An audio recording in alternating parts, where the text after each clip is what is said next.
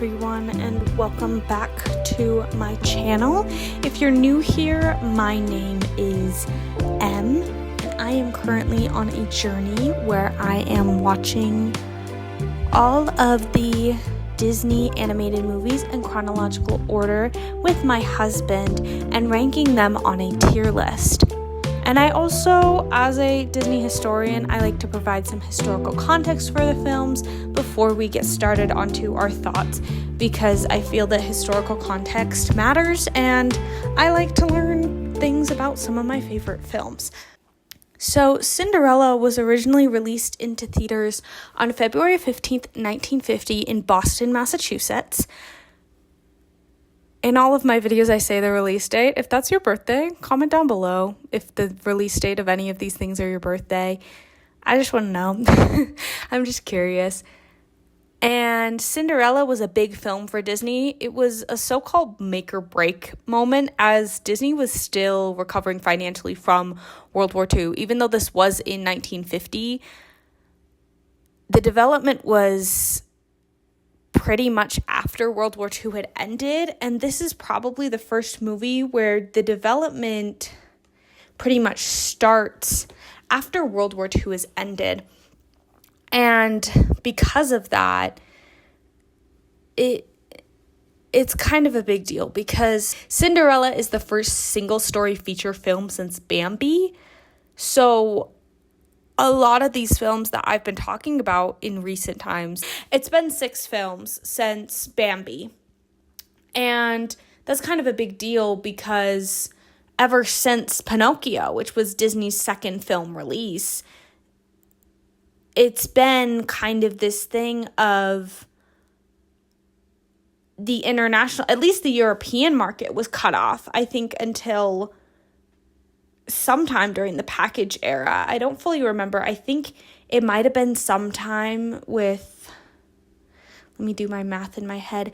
It makes sense that it might have been Fun and Fancy Free. And so, yeah, this was a big deal, and especially because the studio was $4 million in debt by 1947. I believe that is, I have no idea if that's adjusted for inflation or anything. My research could not tell me that. But the next year, in 1948, Cinderella would begin production. So Fun and Fancy Free released in 1947, which means that I think this was before Fun and Fancy Free released. They were $4 million in debt, which is bad. But given that it was a wartime, and when you release to the world and your European market is donezo and is saying, we're not accepting anything right now, it's kind of a problem. And so Eileen Woods plays Cinderella, and she was named a Disney legend in 2003. Eleanor Audley plays Lady Tremaine, and she later goes on to voice Maleficent in Sleeping Beauty. And this is actually Eleanor Audley's first credited on-screen role, as she was mainly known in the theater and the radio world before the film. And Verna Felton voices the fairy godmother, and she voiced an elephant in Dumbo, the Queen of Hearts in Alice in Wonderland, and Flora in Sleeping Beauty. And Rhoda Williams plays Drizella, and although she did not have much more of a career, she voices and was the model for the mother and the teenage daughter in the Carousel of Progress attraction. The daughter, Patricia, and the mother, Sarah, on the Carousel of Progress. I have no idea if the voices have changed over the years now, so I don't know if they use some of the original voice lines and they don't use all of it, or if in just subsequent versions of Carousel of Progress and refurbs, they've just redone it, so we can't really hear her audio anymore. I have no idea. If any of you want an episode on the Carousel of Progress, feel free. I'm willing to make other content while I in between stuff like this. And I'm also a very big Disney parks person, And I seen some stuff from the 1964 World's Fair with my own two eyeballs at the Walt Disney Family Museum. And so I would be wholly fine to go over the 1964 World's Fair and the Carousel of Progress. Am I a little jealous the fact that it's at Disney World and not at Disneyland? 100%, but that's a tangent that we could get into. If you want that video, please comment down below or let me know in any way. I have a community tab. Feel free to put anything you want on my community tab. Feel free to put any suggestions for videos on my community tab. And Anastasia was voiced by Lucille Bliss. She didn't really have anything that stood out to me about her, but she did win the former Child Star Lifetime Achievement Award for the role of Anastasia, and it was given to her by the Young Artist Foundation in the year 2000. So this was not the first time that Cinderella was adapted by the studio.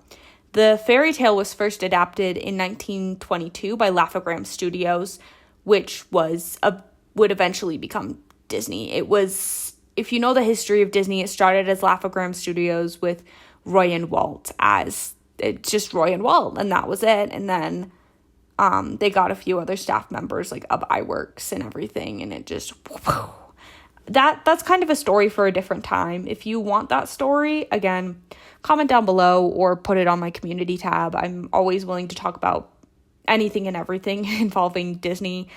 In December of 1933, Walt became interested in revisiting the story of Cinderella for a silly symphony cartoon with music written by Frank Churchill, who wrote the music for Snow White and the Seven Dwarfs. An outline for the short included mice and birds as Cinderella's companions and visual gags, and some of those visual gags actually ended up in the final film. Don't ask me which ones. My research could not tell me which ones did. If you have any ideas, please put it in the comments below. Let's have a conversation. By early 1938, the concept was proving to be too big and complicated to condense into a short, and so the idea began to turn to the concept of a feature film. And this is the time when the first outline was written. I find it interesting that this has happened a few times. So this happened with Snow White, and then this also kind of happened with Fantasia as well, as Fantasia started as the Mickey short. The Sorcerer Mickey. And the second outline contained interesting details, such as the stepmother and stepsisters being named, I've never heard of this name, Florimel de la Ponchelle, Wanda and Javette. Yeah, I'd say so. I took French in high school. Cinderella also had a mouse friend named Dusty, a pet turtle named Clarissa, and Lucifer was named Bon Bob. I don't know why he wasn't named Bon Bon, but he was named Bon Bob. I just think that's funny. I know that people will name their pets really interesting things. If you're looking for a name for a new pet, might I suggest Bon Bob? That's all I'm saying. The prince had, or technically Prince Charming. So I'll kind of go back and forth calling him Prince Charming and the Prince because he's technically unnamed in the film. I think he was named Prince Charming for marketing purposes to change it from the Prince, which is Snow White's prince.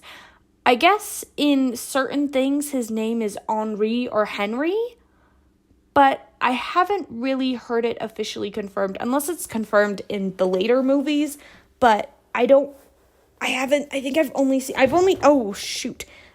seen Cinderella 2 a few times, and it's been a while, and I've also only seen Cinderella 3 once, and it's been a while. So if we get this lore update while I'm watching these movies, then I will say that. Prince Charming had an aide named Spink, so I guess this kind of got turned into the Duke, the Grand Duke.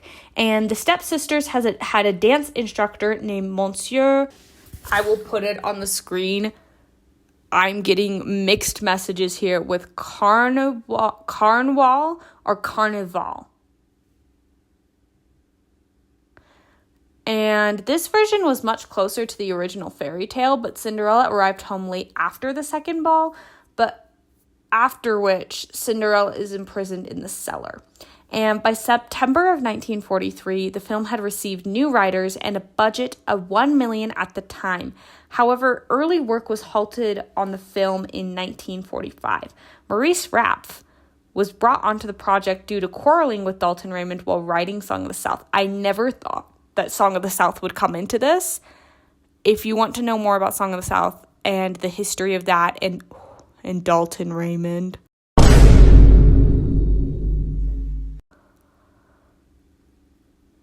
I never thought I'd see the name Dalton Raymond again, and yet I am haunted.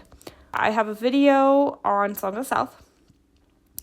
And to continue on, in Rap's version of Cinderella, she was more rebellious and had a you've got to earn what you want vibe to it. And I don't particularly like this idea. Like, she had more of a snappy nature of like, oh, you gotta be a go-getter. And I don't hate it. It's just, to me, I would attribute that attitude a lot more to later princesses. And the snappy attitude I'd attribute a lot more to the Renaissance era princesses. And and so I don't hate it, but I don't think that it would have worked, especially at the time, because in my opinion, at the time, feminism was a lot more feminine, a lot more perseverance-based. It was a lot more staying kind and dreaming and working hard behind the scenes rather than being outwardly, you can't treat me that way. And, that's not a problem. I don't think that's a problem. But I think it was more gentle and kind than what Rap was going for, And she's quietly rebellious. It's that you can't order me to stop dreaming, but she wouldn't say that to her stepmother. She says that in passing, they can't order me to stop dreaming. And so it's something that's a motivator to herself. Does that make sense, I guess, for what I'm kind of arguing here? I just don't think it would have worked as well. Not that I hate it. I just don't think it works as well for a film like Cinderella. And in the spring of 1946, story meetings were beginning to be held. It was proposed that the prince be introduced earlier, like in Snow White. And this is where the cat and mouse antics began to kind of be developed and stuff like that. And in 1947, it was suggested that a small European kingdom in the 19th century be the setting. At this time, the concept of Cinderella's animal friends were solidified. A scene was added where she had a scene communing with the spirit of her father and planning to run away before the fairy godmother appears. To me, that's I don't know if that's in the original story, but it kind of reminds me of Into the Woods with her little song with her mother at the tree and everything. Ask the tree and you shall have your wish. Kind of vibes. And what also was cut was the alternate ending where her identity is revealed. And then Cinderella is brought back to the castle and reintroduced to Prince Charming, who is then shocked that she's a peasant. And despite this, he embraces her, showing that he loves her because he was overcome with his feelings despite her class. And the fairy godmother then appears and casts a spell for Cinderella's gown to reappear. So this was cut, and I'll explain a little bit later when it was cut, and who it was cut by. But the fun thing about this is that this scene later appears in a Kingdom Hearts game, which I find very interesting. I kind of like learning these little tiny things that I can kind of just talk about at parties to seem interesting, And isn't that why we learn these things? So we can talk about it at parties to seem interesting and talk about it with people to seem interesting. Yeah. And another deleted scene is a song that was called Cinderella Work Song. That was its tentative title. But I find it interesting because that kind of is what the mice song is called. Like, it's called the work song. And in this scene, it was a fantasy sequence after the scene where Lady Tremaine basically is like, you need to, only if you are properly dressed and you get your chores done can you go to the ball. And so this would be in place of Sing Sweet Nightingale, I actually believe. And so in this sequence, Cinderella was imagining herself as multiplying into different maids to achieve the housework. So multiples of herself to achieve the housework while imagining what the ball might be like. And after Fun and Fancy Free was released in 1947, the debt by Disney had gone from $4.2 million to $3 million. And Walt acknowledged that some changes need to be made, but cutting back on production would only cause problems, probably just because they would have to sacrifice quality, and they don't want to do that at this point. And Walt wanted to create feature-length films again, much to the dismay of his brother Roy, who handled all of the finances for the company. And he encouraged Walt to sell the studio and retire with the money. And after weeks of arguing, Walt got his way. And so at this time, Cinderella, Alice in Wonderland, and Peter Pan were in developing stages. And Walt felt that Cinderella was the best project to work on at the time, as it contained elements that were similar to Snow White. And so he greenlit it. And during the late 40s, Walt had significantly less involvement in productions. He was occupied with many other elements within the studio, namely the filming of Treasure Island. And despite him being absent from many story meetings, he was still included in decision-making and was sent material from the film. This was while he was in England, so he was in England during this time that they were working on the film, and so he was sent a lot of material from the film. So he was sent stuff like music, and he was sent stuff like animation, and he was sent stuff like scripts. And when Walt didn't respond, work had to continue, obviously, and if he did not approve, the necessary changes then had to be readjusted and made. And in August, he returned from England, which led to minor changes and reworking of the climax. That's what we talked about before, is he cut that ending scene and he changed that ending scene. He was like, I don't like it. I don't like it. It feels like it doesn't have a lot of payoff, or it just feels predictable for the audience. And I'll be honest, I don't hate that scene, and I don't hate the idea of the scene. I kind of would have wished they'd kept it, because it's kind of a showing point for the prince and their relationship, and at least the basis of their relationship. So I kind of wish that they kept a little bit of that ending in. I digress. The production would actually complete on October 13th of 1949, and almost 380 performers auditioned to play Cinderella. Originally, it was announced that Jeannie McKeon, I don't know how to pronounce that name, would voice her, but for unknown reasons, this did not pan out.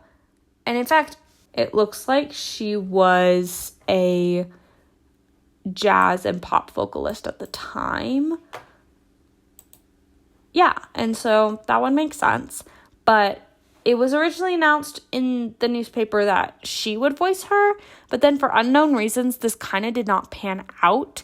And then in the same month, Eileen Woods announced on the radio that she had been cast in the role. Eileen Woods was a very popular radio personality at the time, and so it just makes sense. And it helped that she knew the songwriters for Disney, the songwriters for Cinderella, who had asked her to sing on the demo recordings, which were then sent to Disney. And then Disney loved her voice so much, he was like, okay. And he asked if he could call her and interview her, and then she got the part, which was really cool. And June Fourreri, I'm so sorry if I might mispronounce all these names, was cast as Lucifer. And I just find this funny because she recalled about it. Well, I could do anything, so he hired me as Lucifer the cat in Cinderella. So I just thought that was a funny tidbit. And Disney pioneered the use of double-tracked vocals for Sing Sweet Nightingale, which is really interesting because I think before then, like, the idea of if you wanted harmonies, you would have to hire people to harmonize, on the track with you. And I think that Walt in recordings was kind of just like, hey, let's see how this sounds. And at first, Eileen Wood was actually very hesitant about it. But then eventually, it kind of grew to even being 4-part harmony for Sing Sweet Nightingale. And I just think that's really cool because this is just another thing that's pioneered. And that would not be used or really kind of significantly used in a big way until the Beatles.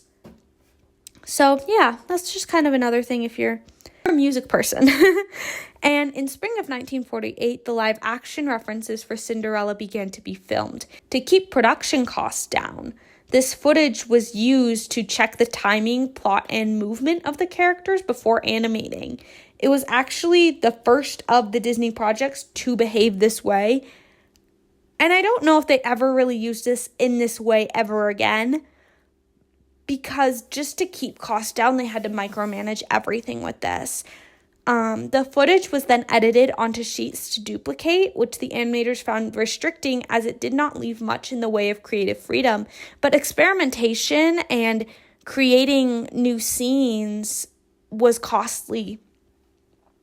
And they did not have a lot of money. And Disney did not have the money at the time. Like I said, they were millions of dollars in debt. And actress Helene Stanley was the live-action model for Cinderella.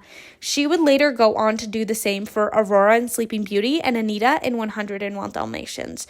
Claire Dubray would provide the live-action model for the fairy godmother, and she was a renowned silent film star.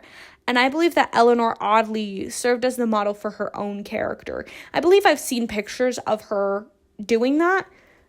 If I'm wrong, please correct me, but I believe that is the case. And I believe that she also did that for Sleeping Beauty as well.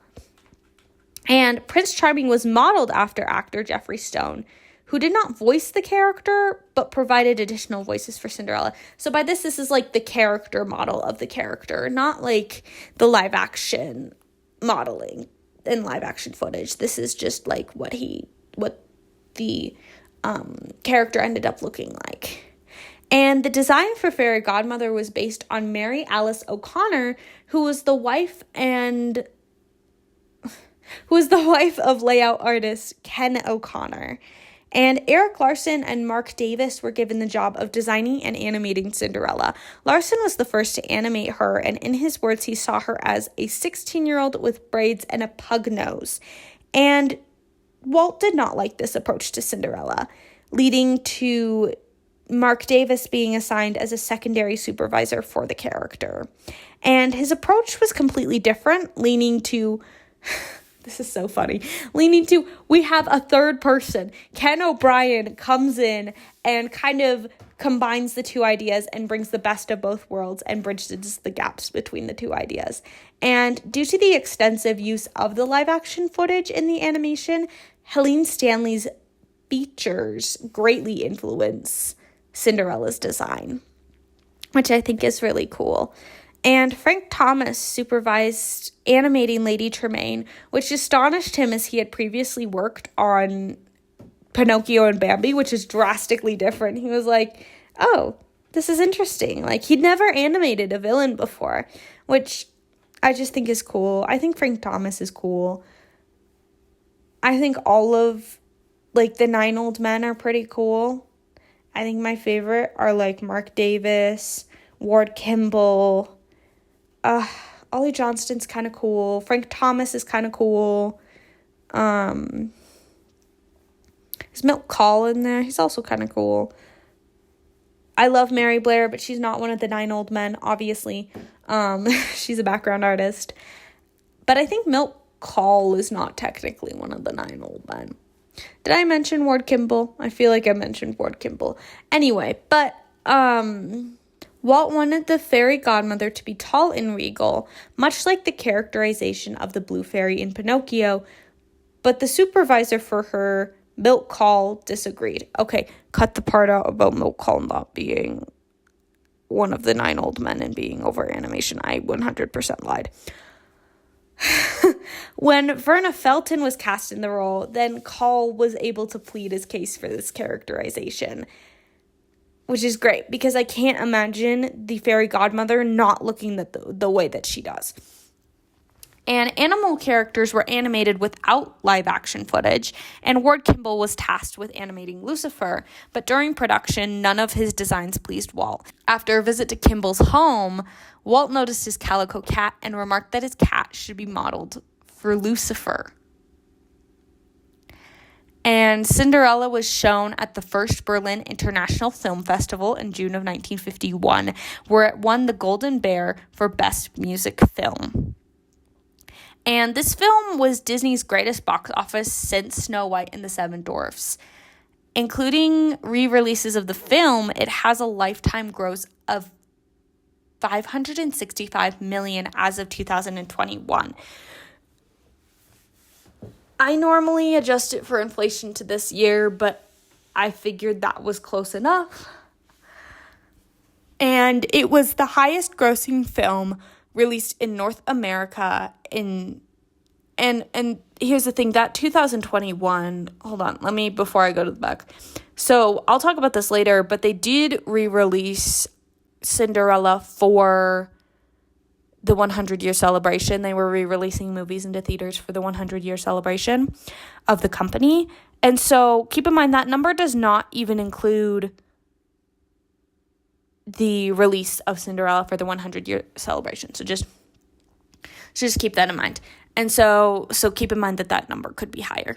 And it was the fifth highest grossing film released in North America in 1950, and it was the fifth most popular movie at the British box office in 1951. Words are hard. And due to Cinderella's financial success, not only in the box office, but with music and merchandise sales, it allowed Disney to be more financially comfortable and not only produce more films, but it led to Walt establishing his own distribution company, being Buena Vista Pictures, and kind of breaking off of RKO and not needing RKO anymore to produce his films. Television productions, development of Disneyland, and the Florida Project, which would later become Disney World.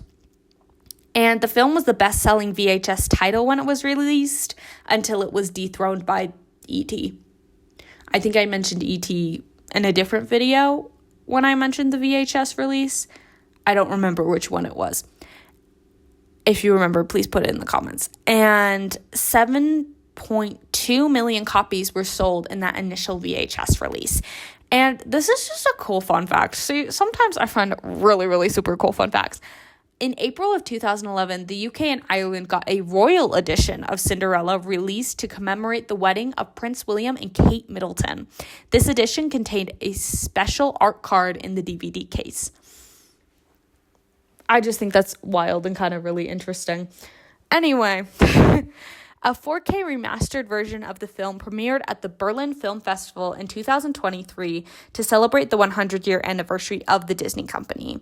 The restoration was reportedly a multi-year effort involving obtaining the original film from the Library of Congress to scan into 4K resolution, digitally removing dirt frame by frame to restore it. This is the current version streaming on Disney+, which I think is really cool. Okay, so Cinderella was inducted into Congress's National Film Registry to be preserved in 2018. Dang.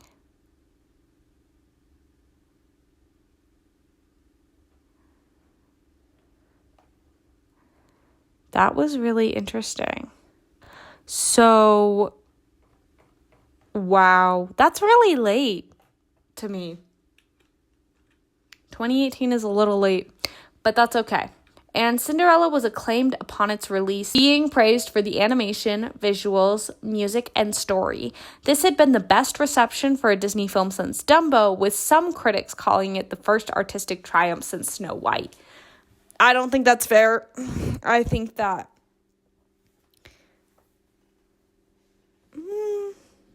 Bambi's really pretty too, but I do think story-wise and artistic-wise, it is kind of on par with Snow White. I think it's a little bit better than Snow White, but I digress. And Time magazine wrote, Cinderella is beguiling proof that Walt Disney knows his way around fairyland. Harking back to the style of Snow White and the Seven Dwarfs, small army of Disney craftsmen have given the centuries-old Cinderella story a dewy radiance of comic verve that should make children feel like elves and adults feel like children.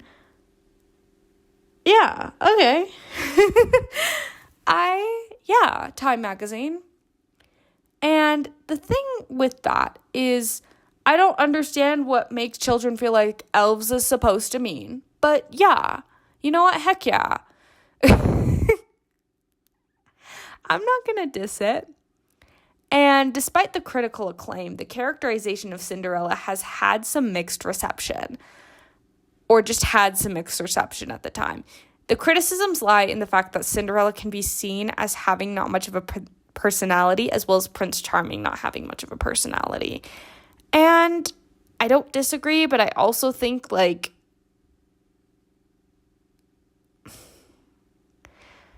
I feel like with Cinderella's personality, a lot of it was show and not tell. So a lot of it was shown in the actions that she would do rather than, you know. And I feel like it's the same for Snow White, which is why I feel that the two can sometimes be misunderstood, is because I'm like, a lot of their personalities are show, don't tell. And it's funny because even at that, I think that criticism was from the time as well. And so I could understand it for it being modernly, but at the time I find that really interesting. And you can talk about what you think about Cinderella in the comments, but I just think that her idea of being kind and staying hopeful throughout your trials is just so great. Life throws so much at us, and I think the thing that I've learned is the best thing I can do is try to find the good in the things that I have been given, in the moments I have been given, and or just keep holding on until, you know, whatever happens. You know what I mean? I feel like it's just like that kind of thing of like, just keep holding on and understand why you're doing what you're doing.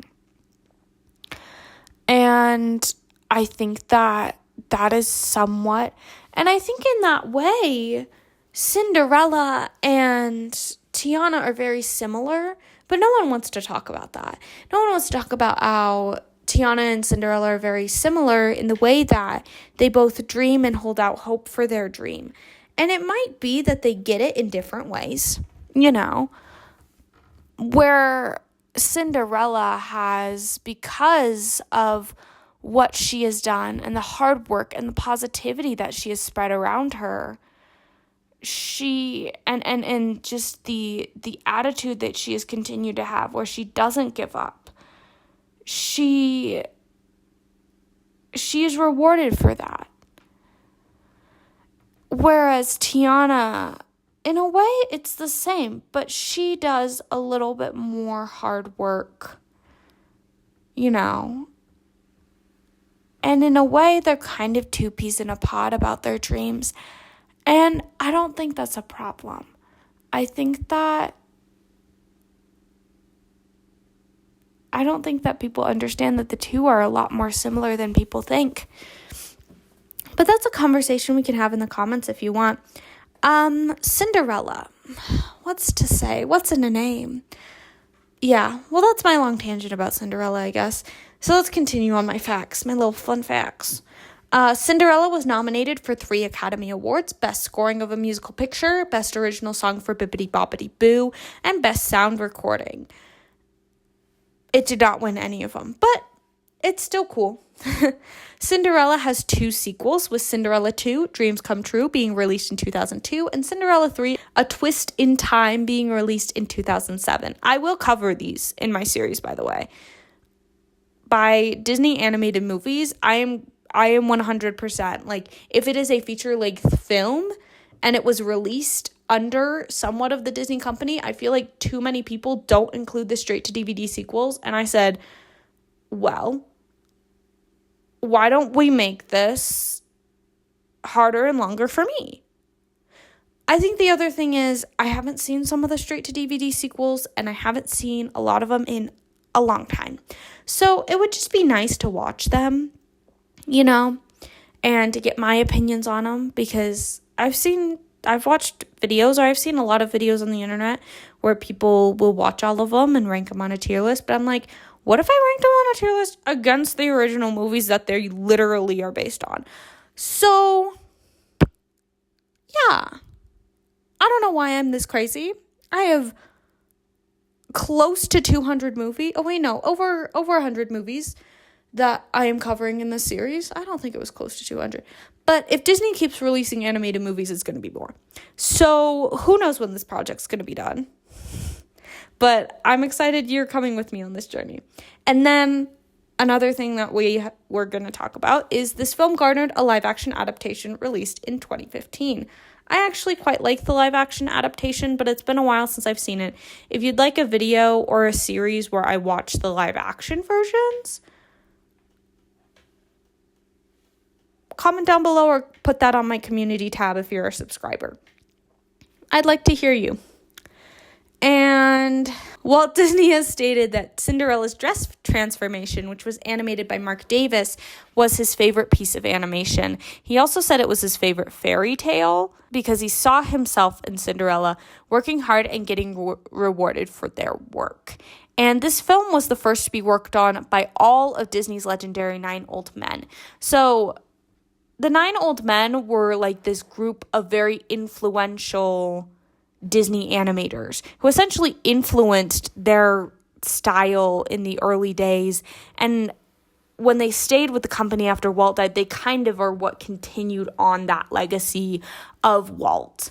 And Walt was unsure whether Cinderella or Alice in Wonderland should be released first. So to solve this problem, he allowed both to be worked on at the same time and turned it into a competition between the 2 animation teams. He was essentially like, hey, these are 2 great films. I don't know which one to be released. Go at it. Whichever gets first gets done first, and with quality and whatever. And the first to be finished was Cinderella. And this is my last fact, and I feel I've heard this one before, but I thought it was too heartwarming not to include. So Eileen Woods suffered Alzheimer's later in life, and which led to her not remembering playing Cinderella. And whenever nurses would play A Dream is a Wish Your Heart Makes, she would smile, and nurses said that she would often be comforted by the song, which I thought was very sweet. Anyway, that's all I have for the history segment of this video. And stick around and you will hear my husband and I's reactions.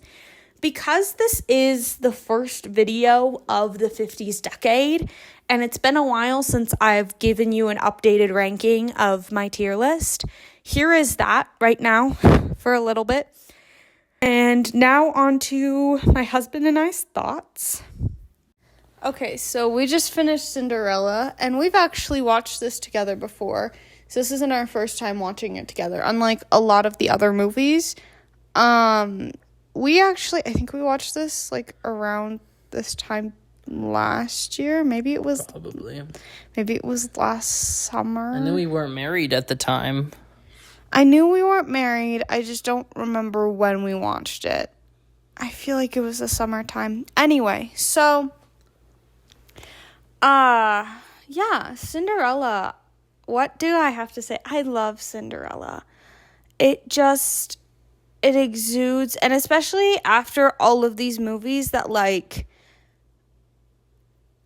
I don't want to say they don't feel like Disney, because they do feel like Disney.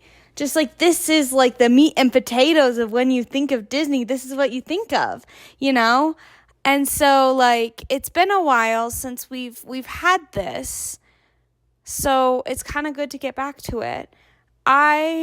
Growing up, I was an Aurora girly, but I did also like Cinderella. But I don't know. In my head, it was really weird, and I was like, oh, well, because I'm an Aurora girly, I can't be a Cinderella girly, or I can't outwardly say I'm a Cinderella girly. But I did like Cinderella. In fact, it was, like, one of the first gifts that was ever given to me. Like, on my first, not my first birthday, sorry. On my first Christmas, which would have been, like, I think a few months after I was born. Like one of the like the thing that I was gifted, I believe, was a DVD of Cinderella. So they made sure you guys were like right on to it at the beginning to get into Disney, weren't they? They were like, she's got to learn somehow. You got to start early.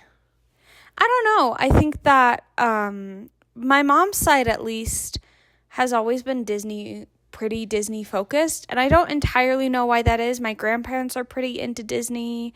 And everything, so I don't entirely know why that is. I think my grandpa grew up in kind of the Bay Area and my mom will probably text me and tell me if I'm wrong while she's watching this video, but I believe that he grew up in California kind of when Disney was kind of happening. Like, he was born in the 40s, and so he grew up kind of when Disney was flourishing, and I think my grandparents grew up when Disney was flourishing, and for that reason, like, they really enjoyed Disney, and that was kind of imparted onto their children, which then has been imparted onto, you know, the next generation. I don't know.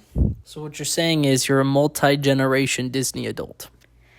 I wouldn't say it like that, but yes. Yeah, in a way.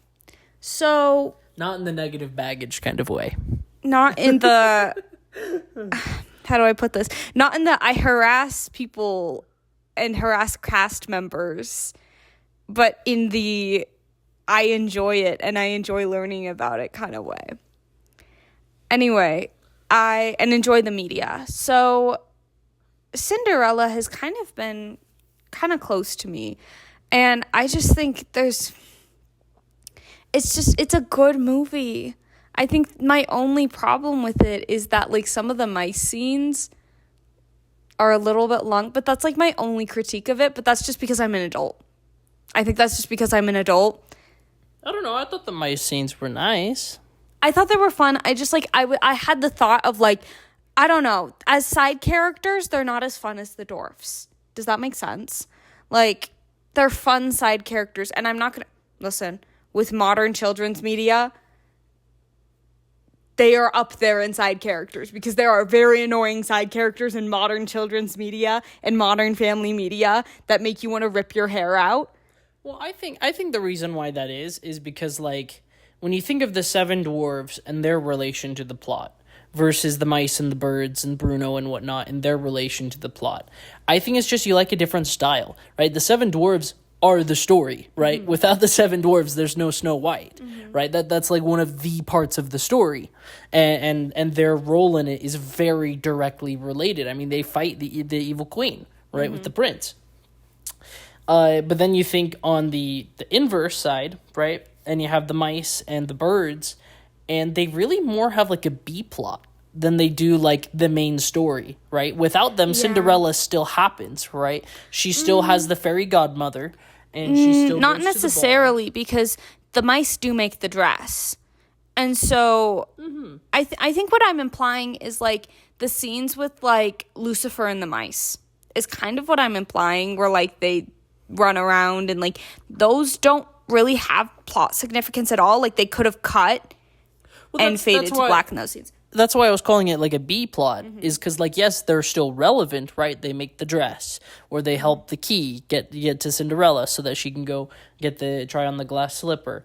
But, you know, if you cut those out, you could easily slightly change the plot and it would still work. Yeah, I agree. And I think that's just like a me and a personal preference. Like, if you love these characters for their comedical value, that's okay. Like, I do think they're funny. And there are certain scenes with the mice where I could tell you, if I did not have captions on, I could not understand a single word they're saying. Which is funny that I'm a better listener than you, because I think I could know. Because normally I'm not the better listener. Anyway, I don't know what else to say. Like, there's so much to say, and there's so much, like, I like Cinderella, and I think it's a great fairy tale. And I think it's a great fairy tale, and I love it for what it is. And I feel like I'm going to have to do this segment for, like, all of the popular Disney ones, or at least the Disney princesses, because everybody keeps, like, I don't know. I feel like there was a trend. Like, do you remember the BuzzFeed days and stuff like that? And I feel like people were looking, or, like, the Watch Mojo, or, like, the, just, like, the YouTube, or, like, the article days when people were, like, finding dark things in children's media for some odd reason. Oh, I thought you were going to say, like, you know, those quizzes they had of the which Disney princess are you? No, I'm talking about, like, the articles where they were like, Belle has Stockholm syndrome and all that jazz. When they just decided to be armchair psychologists or whatever and overanalyze fairy tales, which is not the point. is 100% not the point. And in that way, I think we lost the plot, you know, with fairy tales. And I feel like for a little while there, it was like, you can't like fairy tales, or else, like, you're like that's problematic or whatever. It, like, reminds me of that meme where it's got, like, the dude looking at something and he's like, wow, the cool robots or whatever. And then the robot's, like, shooting the arrow above him and it says, like, war is bad or whatever. Mm-hmm. Like, I feel like that's happened to some of these. Is like, wow, Belle has Stockholm syndrome, or wow, you know, Cinderella X, Y, and Z or whatever, and then it's like the plot is clearly about something very different. And the thing is, like, they're like, oh, how it's weird that the prince only knew her from her foot and all that stuff, and from the slipper, and I'm like, well, they danced together. We don't know how long they danced. We don't know how long they talked. We don't know how long they hung out. We don't know how long they created a connection together. Well, we were kind of talking about that, right? Because she gets there at, like, 8 or 9-ish. From then to midnight, that's 3 hours. Like, dang, that's a long date, basically, because they kind of separate off from the crowd and hang around in the palace gardens and stuff. Yeah, like, they have that little song, but then there's that moment where they're just sitting and the clock goes off. Who knows what happened off screen and what they talked about?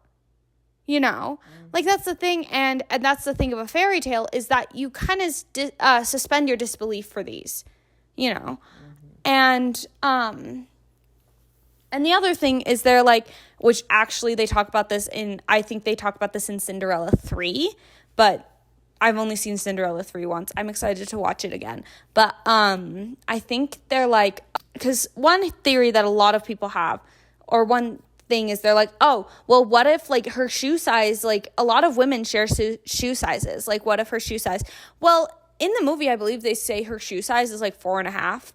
That is small feet. Like, listen, I don't know if they say it in the movie. Not in this movie. I think they say it in Cinderella 3. Yeah. Yeah, okay. Okay, something that we were joking about, actually, is the fact of, like, calling the cat Lucifer. Yes. Like, that's really on the nose. You think about, like, we were joking about, like, this cat is literally the devil and I hate them. I have the perfect name. Like, sitting in a board meeting and they were like, what do we name this horrible, horrible cat? And someone was like, honestly, the cat's not that bad. Okay, the cat is the antagonist to the mice. I get it.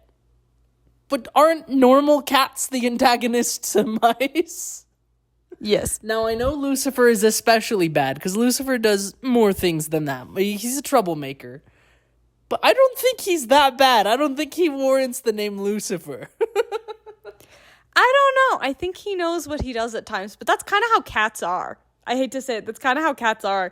They're very mischievous. And, yeah. I don't know. What other aspects can I talk about this movie? Oh, the other thing of, like, oh, they get married really quickly. You don't know how long they waited to get married for. Yeah, I was like, it literally time skipped to their wedding. So I don't think I would read too much about it. I mean, it could have been months later, weeks later, maybe even a year after. I don't think a year. I think that's too much for what's realistic for the story. But like, I wouldn't be surprised if it took a long time before it did something like that. Well, okay, let's talk about this. Let's talk about it this way. If we're implying that because of the pumpkin season, if we're implying that it is fall or winter, like late fall and early winter, then I feel as though clearly not snowing in that scene. So my guess would be like early spring. Early spring or summer. Yeah. That's a few months. That's a few good months. Mm-hmm. Yeah. But regardless, that's just how it was back then. Like, I mean, back then, arranged marriages where you were married within a day before you barely knew them. So, like, it taking a season before they get married really isn't that bad at the time. Obviously, in our today, it's a little weird and a little bit foreign to us today. But back then, that seems relatively normal. Oh, 100%. In fact, like, his dad was heavily implying, like, I want him married pronto. Yeah, pretty much. Like, I wanted him married yesterday. I feel like maybe I didn't catch this. I feel like it was also implied that he went to war. That does kind of get implied because it says, like, the prince was away for something, and they constantly show him on, like, like an armored horse and stuff. So I wouldn't be surprised if like that's the implication there. I mean, it makes sense. You teach the prince how to fight in battle. It was pretty common at that time, from what I understand. So yeah. Anyway, that was just a detail that I think I hadn't really noticed before. But of course, I think since I was a kid, I've only watched this like the one time we watched it together last year. So, yeah. Oh, the songs. I love the music of this movie. Like, and just like something to praise is like just the artistry of this movie itself. Like, it is so pretty. Like, there were multiple times when I was like, oh my gosh, the backgrounds are so gorgeous in this movie. Yeah, that was another thing I was going to point out. A lot of the background work is really good. It kind of reminds me a lot of Mary Blair's art style, a lot of it. Oh, 100%. So I'm sure she probably took the lead for a lot of at least concepting for this, if not the actual, like, background work itself. Oh, yeah. It is very Mary Blair-esque. If you've seen Mary Blair concept art, you kind of can understand what I'm saying. Like, it has this, I don't know how to say it. It has this, this artistry. I don't know how to imply it because I don't really know like art terms, but like it kind of has this like it's like a certain one color and then it's just barely highlighted by another color. Does that make sense? I feel like that's how it is. I'm not sure I understand. Do you mean like the blues with streaks of yellow? Or just like the blues with like a dark blue and then there's like a medium blue and then there's a light blue like on like the edge of it. So like that's what I'm kind of like saying is I feel like that's very Mary Blair-esque where it's kind of cartoonish but like also classy in a way. I don't know. It's like, it's just beautiful. Mary Blair plays with a lot of color. I think she doesn't really do outline work very much with a lot of her art. She's very heavy into colors instead.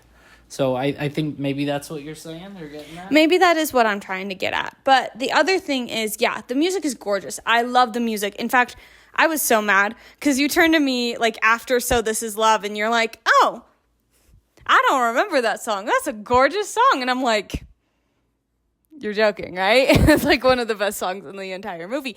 Also, the entire soundtrack's great. Like, I don't think there's anything that's... the beginning.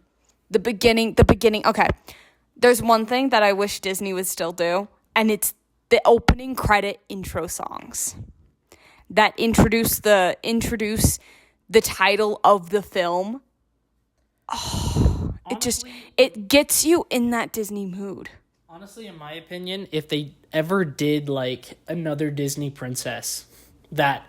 Rather than, and I understand they want to be more multicultural today. Fully get it, fully understand. Obviously want to be inclusive when you're a global company. But if they went to something more Germanic or European for another story, I would honestly love to see them like do an opening like credits scene before they did the rest of the movie, like how they did with older movies. I think it's gorgeous. And I love it. It's a moment where, like, I don't know. Maybe this is just me. I hate, like, watching older movies, especially older Disney movies now. I hate the idea of closing credits. I hate the idea of closing credits because opening credits open up the idea of the world so much. You can world build, and it can also just be a moment where you just settle into, I'm watching a movie here. And then the other thing is, it's a moment where you can appreciate people's work, and you have to sit through it. And with our credits modernly and nowadays, you don't have to. And that's the thing, is modern movies, as soon as the credits roll, I turn it off. Yeah, that's what I was going to say, is I think part of that was kind of a change in culture between us and then, or us now and then, where, like, and nowadays we're so used to so much being, like, on demand, just give me the plot, just give me the story, that I think it kind of, that art has been lost to the idea, because it fit with a different American culture of being okay with waiting for something. Yeah, I don't know. I think that there's some artistry that has been lost in that. I think there's been some artistry that has been lost in our demand for stimulation, I guess, for lack of a better term. Not just stimulation, but, like, instant gratification. Yeah, and I think watching and going back and watching these old movies, I think that there's some that is being lost. But Cinderella as a movie, I have another tangent to go on. Her dress is not blue. And I'm sick and tired of the Disney princessification. Disney princessification, meaning the Disney princess brand of my girls. Can I tell you? And listen, I grew up as a Disney princess brand girly. I loved the Disney princess brand. But I fear we have fallen from grace. Because every single year, I swear Cinderella's dress gets darker and darker blue, when it's not blue. Cinderella's dress is silver, and I will die on this hill. Because if you watch it with her, after she gets transformed in her garden, you can see that she has on a silver dress. It is not until she gets to the ball and the lighting changes that it is blue. And even then, I'm fine with them marketing it that way. But why has it gotten such a dark blue? Can we talk about that? Why has her dress gotten to be such a dark blue in certain parts of the Disney princess branding? That's what drives me nuts. The other thing is her hair. Her hair is clearly blonde in the movie, but it's like a natural, like, dirty blonde. Tell me why her hair is cheese yellow. Cheese yellow. And it kind of makes me mad because they also don't even market her. Because I remember growing up, I was kind of in an era where they were kind of transitioning. So I kind of got a little bit of a few years with this new Disney princess rebranding. But I also remember the years where they had, I don't know if you remember, the golden dresses. And then I also remember that they would sometimes market them in their other secondary dresses. So for Cinderella, sometimes they'd market her in her maid dress, and sometimes they'd also do some certain things of her in her pink dress as well. I think the maid dress a lot less than her pink and white dress, but I'm like, can we give some love to the other outfits as well? You know, like, I personally really like her other outfits, and I think they're cute. So, please. And I do genuinely, this all just comes out of love, you know, because I do really like that. Yeah, so Cinderella, I don't know, like, I just really like it as a movie. It gives me, it gives me nostalgia. And while Cinderella may not be my favorite princess, and I hate modern Cinderella merch unless it's like actually pretty. Like I found like the stuff from her universe to be really pretty, and certain stuff that the Disney store comes out with that normally just kind of has the original. But this is me with like modern Disney princess merch anyway. Like it has to have like kind of some original ties to it, you know, some original basis for it. But like other than that, I really do love Cinderella. Like I think it's such a pretty movie, and I can't wait. Like, I cannot wait, because I don't know a lot of facts about Cinderella, so I cannot wait to research this movie, because when I say this is one of my ones that went triple platinum in my house when I was a kid. I mean, this is one of my ones that went triple platinum in my house when I was a kid. Like, I would watch it a lot. What do you mean triple platinum? That's like when a song like gets really, really popular. That's what it is. Okay. Like, yeah. So like the music equivalent to the term AAA? No. No? No. Do you know what's AAA? Well, you know, in gaming, it just means like an immense budget. And so it's, you know, like your Assassin's Creeds, your Call Oh, AAA. I thought you meant like, okay, by AAA, I thought you meant like the thing for like old people. Do you not know about AAA? The car brand? Like the car insurance brand? Yes. I don't even know how to react to that. I think that just shows how different of worlds we live in. I don't game that much. And what I do know about gaming, I know from him. Do you have anything left to say about Cinderella? Other than the fact that the Duke is literally me. When we have kids, I'll be so happy to have littles, and then they'll grow up to be snooty, snotty teenagers, and then they'll move away and we'll get grandkids, and I'll be so happy. That's not the Duke, that's the king. The king? I thought it was like a duchy system that they had. Okay, I didn't know that. Because the Grand Duke is the other guy. The Grand Duke is the guy with the monocle. Yeah, okay, so then I had that backwards. The king. I'm like the king. I hope you're not like the king. Mm-hmm. I'll be so happy when we have kids. And then when we have grandkids.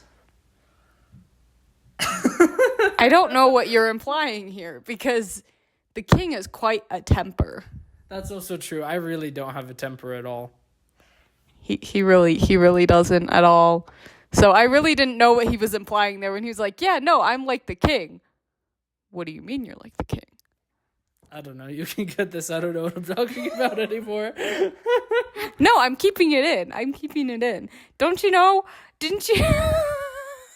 When I kept in your ramblings about Bongo. This is so sad. I can't say anything on the internet anymore. You really can't, actually. You really can't. You got to be careful about what you say on the internet now. Anyway, comment down below your hottest Disney takes down below in the comments. And tell me what you think. Bye-bye. Wait, no, you gotta sing. I gotta sing? Yeah. A dream is a wish your heart makes when you're fast asleep. How's that? Good enough. Good enough? Yeah. I thought that was alright. Anyway, thank you for watching. Thank you for liking. Thank you for commenting. And thank you for subscribing. We'll be back as soon as we can with Alice in Wonderland. And we are happy that you have joined us on this journey. And if this is your first journey, thank you for watching. If you have been here before and you are a continuous watcher, thank you for watching. Also, if you're watching on TV, thank you for watching. Analytics are really interesting. And So my analytics tell me that quite a few of you enjoy watching me on TV. So if you watch me on your TV, tell me how my content is on your TV, because I don't watch YouTube on a TV. And if you're watching with Dutch captions, hello, I don't know any Dutch. I hope you're doing well. Yeah, if you're watching with different caption generated language, those are really interesting too. I love to look at that and see what people are having translated. I am so sorry I don't really speak another language fully, or else I would dub my videos. Maybe in the future I can pay people to dub my videos. But thank you. Thank you so much for watching, and I appreciate everybody who watches my videos. And because genuinely it is a passion of mine. So thank you so much for watching. I have to go study for a test tomorrow now, and I hope you are well. And even if you aren't well, just know that, like Cinderella, if you hold on to hope, it can always get better.